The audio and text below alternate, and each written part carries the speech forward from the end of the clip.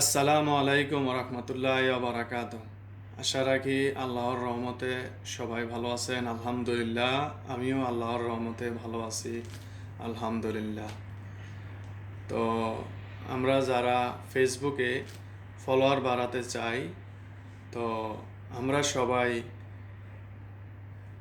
Video ছেড়ে কিন্তু শুধু নিজের ভিডিও ছেড়ে কিন্তু আমরা নিজের ফলোয়ার বাড়াতে পারবো না।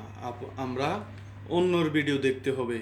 অন্যর ভিডিও দেখে গঠনমূলকভাবে কমেন্ট করতে হবে। তো আমরা সবাই অন্যর ভিডিও দেখব, ওই ভিডিও অনুযায়ী কমেন্ট করব। তো অনেকেই মনে করে আমার পেজে আমি এত ভিডিও দেখি, আমার পেজে রিচ বাড়ে না, এঙ্গেজমেন্ট বাড়ে না, কমে না। কেন কেন বাড়ে না জানেন? আপনি গঠনমূলক কমেন্ট করেন না। আপনি একটা কমেন্ট করেই চলে যান, ভিডিওটা দেখেনি না।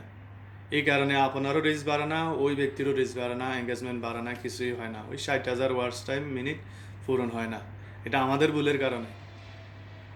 আমরা যে ভিডিওটা দেখব, ওই ভিডিওটা পুরোটাই দেখব, দেখে তারপরে ওই ভিডিও অনুযায়ী আমি কমেন্ট করব, আপনিও কমেন্ট করবেন। তো ওই কমেন্ট যারা যারা ভিডিওতে কমেন্ট করছেন, এই কমেন্টের ভিতরে এই ফলোয়ার আদান প্রদান হয়ে যায় অলরেডি।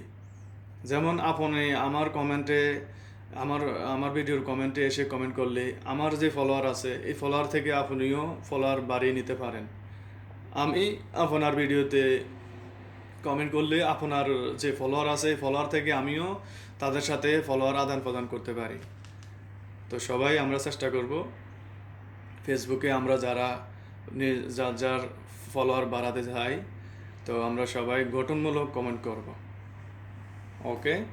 তো সবাই একজনে আরেকজনকে সাপোর্ট করবেন এবং সবাই সবার পাশে থাকবেন সবসময়।